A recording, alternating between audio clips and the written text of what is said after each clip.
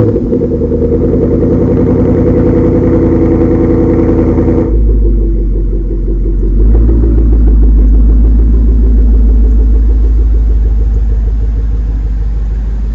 guys, welcome to the start of what may be a new series, depending on how this episode goes, called Mustang Monday.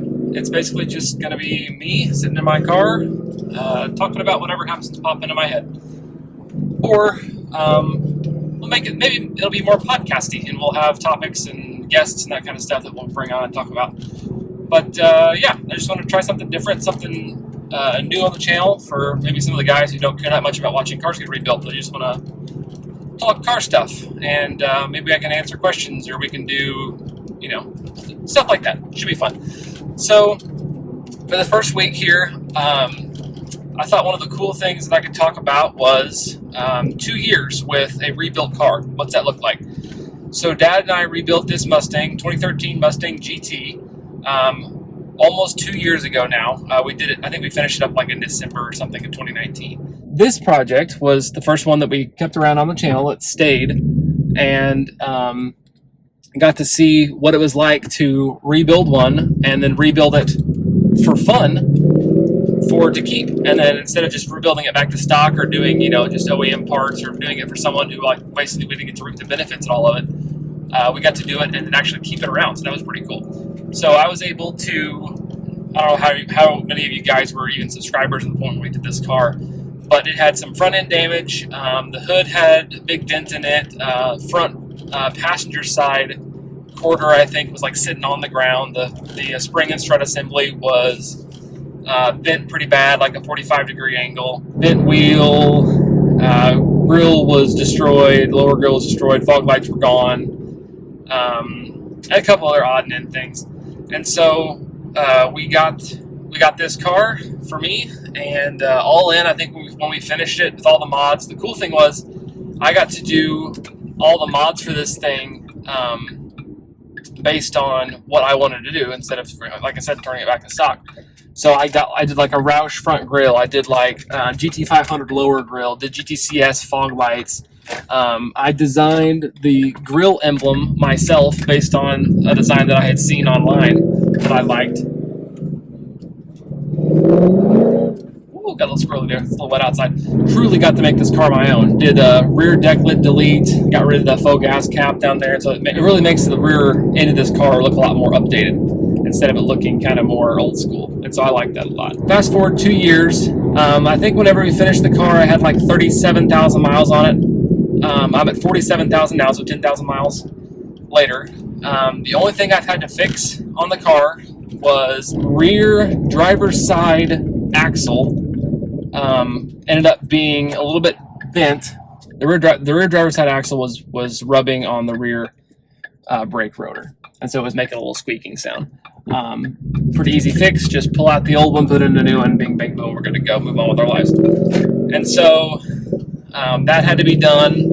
And then after that, I started working from home. So I wasn't driving this thing into the office every day or going to a job where I had to put a lot of miles on this thing. So the water pump crapped out just from not use. I mean, like 2 years, 10,000 miles. That's not a lot of mileage to put on a car.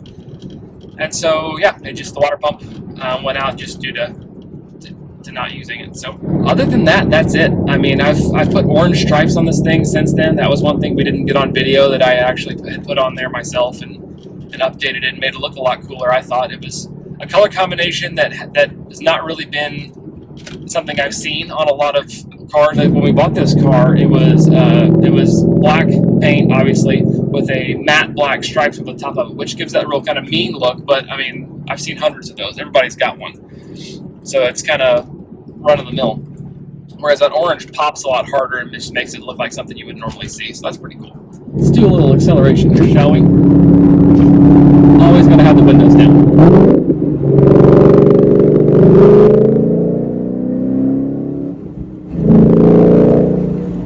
This car sounds so good.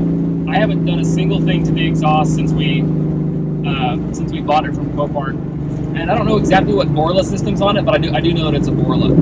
And so every downshift, every burble that comes off, just letting off the exhaust or letting off the gas is awesome. It's just awesome sounding car. So such a good balance to it where it's got good quality and it's not obnoxiously loud, but it's loud when you want it. Right when you want it. The other thing I did to the car was I got rid of, sorry if you like these, I hated them, and they looked they didn't really match the personality of the car, where the direction I was trying to go with it. Those Cervini or whatever quarter window scoops, especially if you don't have side scoops on your car already, and they kind of stick out like really, really far and like just make it look kind of unbalanced and mismatched. And so one of the first things I did was get rid of those, and then I put on the more sleek, like retro inspired, like the 3 slit ones. They look a lot better, and they're a lot less. It's like they don't poke out and they're not as in your face, and so I think that helps a lot with the personality of the car and make it kind of look the way that I wanted it to. I also replaced the steering wheel on this car. The interior in this thing was like completely mint, but for some reason the steering wheel, like right up here at the top part, all the way around the top of the steering wheel, had like all of the leather peeled off. It almost looked like it had like a disease type. It was really weird, like it had like real scabby skin. And so finding a steering wheel for this thing was actually more expensive than I figured it would be. The cool thing was, though, there are different stitch colors that you can pick based on personal preference / interior trim color or whatever. So I could have done blue stitching, white stitching, or red stitching if I remember correctly. And so I just went with white. It matched real well the rest of the car. The seats, you can kind of see back there, have a white stripe up the middle of them, so it matches that really well.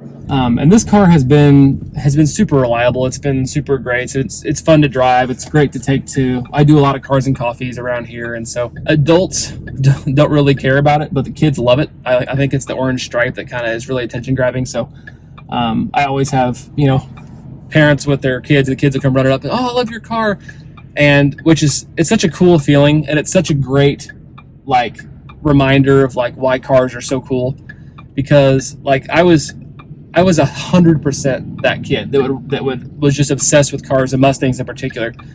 And so anytime that I have the ability to kind of be that for a kid that was once me is so awesome, and just such a surreal experience. Especially, I mean, from the time that this body style of Mustang first came out in 2013, I was a senior in high school. And so I never thought that I would be able to afford a car like this. I mean, something that came out factory that had over 400 horsepower, has digital dash for the most part. I mean, it's got the screen there that you can do like track apps. It's got cylinder head temperature. You got oil pressure, air fuel ratio. I can do 0 to 60 timer, quarter mile timer. All that kind of stuff is so cool. And like it's got interior lighting that I can adjust based on a whim, or like if I wanted to do a specific color for a day of the week, or if I change up the exterior color of the car, like if I changed out the orange stripe for a different color, I can match my interior lighting to fit that color profile, which is pretty cool. So I've got all my interior colors now set to orange.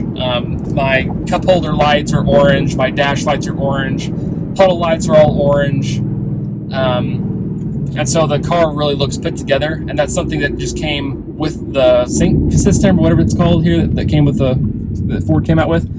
So pretty cool little touches here that I don't know that a lot of cars in 2013 were doing. And so the fact that Ford came out with it first is pretty sweet. Let's get a little 1, 2, 3 acceleration, something like that. What do you think? Straight away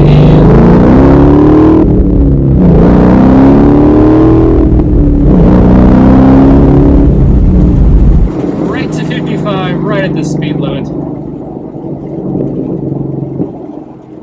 I went like half throttle. It's a little wet outside, not too bad. It just rained, but it was more of a flash rain, so not enough to soak everything, but enough to get the road a little bit wet.